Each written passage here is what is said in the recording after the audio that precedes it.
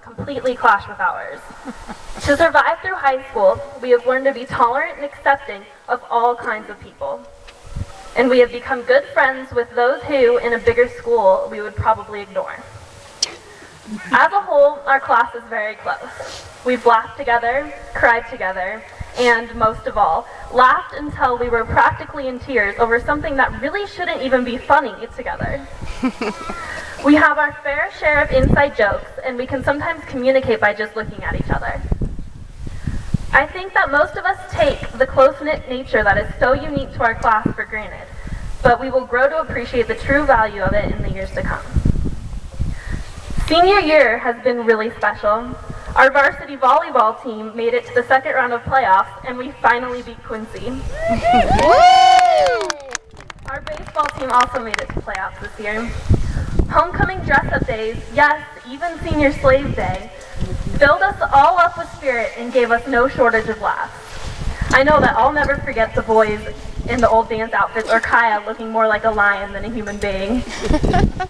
This year also included senior projects.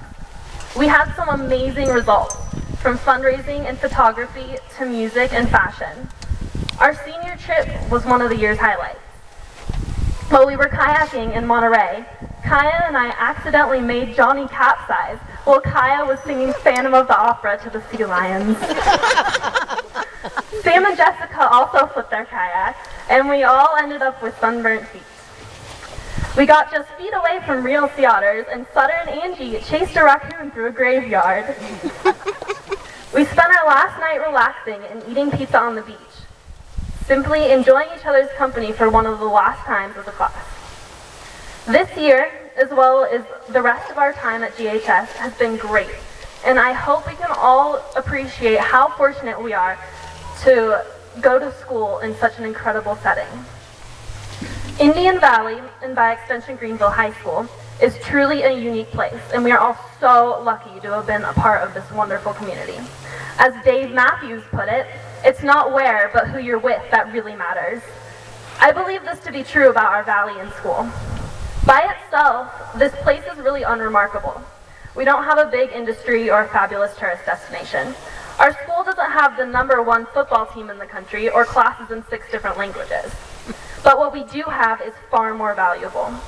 The people who live in this valley and attend Greenville High School are hardworking, supportive, caring individuals with a strong sense of community and a willingness to help a friend in need. Living here has taught us compassion, determination, humility, pride, and even how to dodge a deer in the middle of the road. So thank you to everyone who has helped us on our journey to adulthood.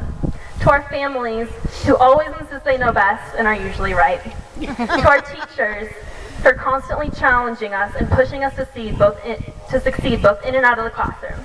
To our principal, Mrs. Willits, our first principal at GHS, whose return this year has brought us full circle. To the members of the community, for being one huge extended family and supporting us in whatever we do. And finally, I'd like to thank the rest of the graduating seniors for being the craziest, most incredible class I could ever imagine. Fellow graduates, this is the moment we've all been waiting for. Everything we've worked for in the past 13 years is finally coming to a head. We're about to delve into the next chapter of our lives, becoming independent adults and writing our futures. But before we turn our backs forever on Greenville High School for bigger and better things, we must remember what we are leaving behind.